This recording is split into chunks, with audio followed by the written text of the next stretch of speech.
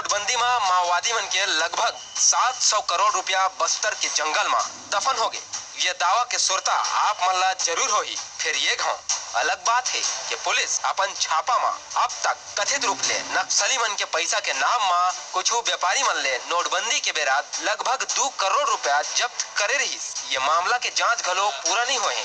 यदि पुलिस नोटबंदी ले माओवादी मन ला होए असर के पड़ताल करे में लगे है।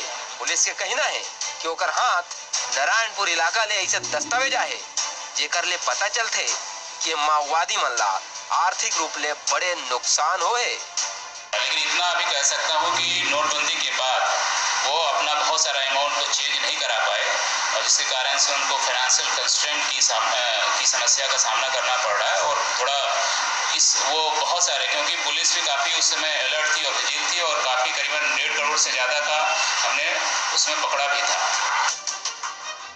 बस्तर आईजी विवेकानंद सिन्हा के कहना है कि वो आंकड़ा बताए की स्थिति में नहीं है। फिर जौन दस्तावेज मिले है ओकर ले प्रमाणित हुआ थे कि माओवादी के कैडर का ना खर्चा पर पैसा नहीं है। यह तक कि इलाज बर दवा और दूसर जिनिस खरीदे बर खलो माओवादी मन का ना पैसा नहीं है।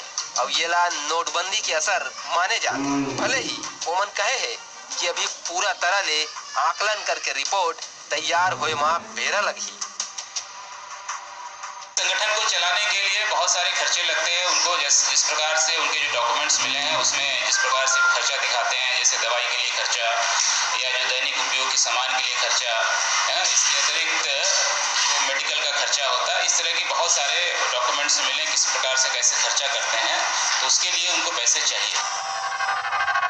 हमन आप मन ला बता दन कि पुलिस नोटबंदी के बेरा कई व्यापारी मन ला दबोचे रहीस जेकर मन ऊपर कथित रूप ले माओवादी मन के पैसा बदले के आरोप रही। फिर ये मामला में घलो अभी तक कोनो फैसला नहीं आए है। जेला देखत हुए ये पूरा तरह ले समझना मुश्किल है कि माओवादी मन ला नोटबंदी ले कतेक नुकसान होए। नरेश मिश्रा, IBC 24, जगदलपुर।